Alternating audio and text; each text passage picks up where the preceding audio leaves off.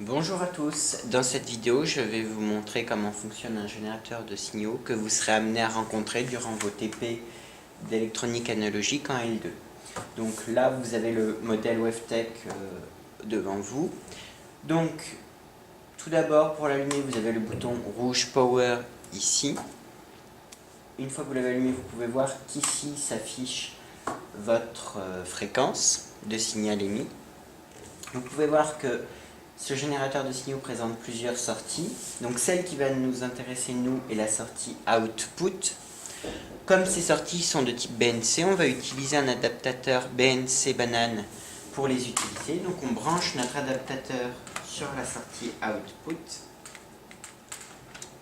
et on va brancher à cette sortie des fils banane qui vont être reliés à cet oscilloscope, car il faut toujours vérifier le signal émis par un générateur de signaux, tant au point de vue de sa forme que de son amplitude que de sa fréquence. Donc on vérifie tous ces paramètres grâce à l'oscilloscope. Donc voilà, une fois que c'est branché et qu'on observe sur l'oscilloscope, on va pouvoir choisir quel type de signal on veut. Donc là vous avez signal carré. Le bouton d'après vous permet d'avoir un signal triangulaire et celui encore d'après une sinusoïde. Donc nous on va choisir la sinusoïde.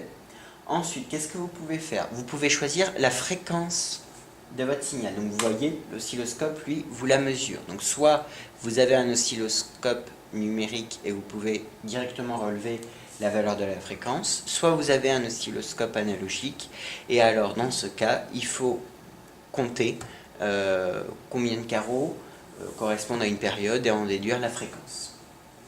Donc pour régler la fréquence sur votre générateur de signaux, vous avez ici des boutons qui vous permettent de choisir la bande de fréquence dans laquelle vous allez travailler tout d'abord. Donc 1 kg, 10 kHz, 100 Hz. Et une fois que vous avez choisi votre bande, vous pouvez grâce à ce potentiomètre affiner votre choix de fréquence. Et donc vous voyez que la valeur s'affine. Donc n'oubliez pas, pour que l'oscilloscope puisse vous donner une fréquence, il faut qu'il puisse observer au moins une période de signal. Voilà. Alors une fois que vous avez choisi votre fréquence, vous pouvez, grâce aux différents potentiomètres qui sont ici, tout d'abord choisir l'amplitude de votre signal. Donc en tournant ce potentiomètre, vous modifiez l'amplitude de votre signal. Ce potentiomètre a une deuxième application, c'est que si on tire le bouton, vous allez pouvoir atténuer votre signal. Donc regardez, je ne bouge pas le potentiomètre, je ne le tourne pas, par contre je tire dessus, et là, vous avez votre signal qui est fortement atténué. Si je renfonce le bouton, l'atténuation est annulée. Le potentiomètre qui est tout de suite à sa gauche permet d'appliquer un offset à votre signal d'alternative, c'est-à-dire recentrer votre signal autour d'une tension continue différente de 0. Donc, si je tourne mon potentiomètre comme ça, l'offset n'est pas appliqué. Par contre, si je tire mon bouton et qu'ensuite je le tourne, là l'offset est appliqué. Et pour choisir la valeur d'offset que j'applique, je tourne le potentiomètre et j'observe la tension qui est ajoutée ou enlevée à mon signal. Voilà. Si je renfonce le bouton, l'offset disparaît.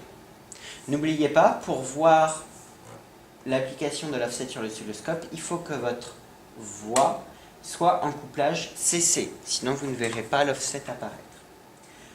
Voilà pour ce générateur de signaux. Si vous avez besoin de plus d'informations, n'hésitez pas à nous contacter.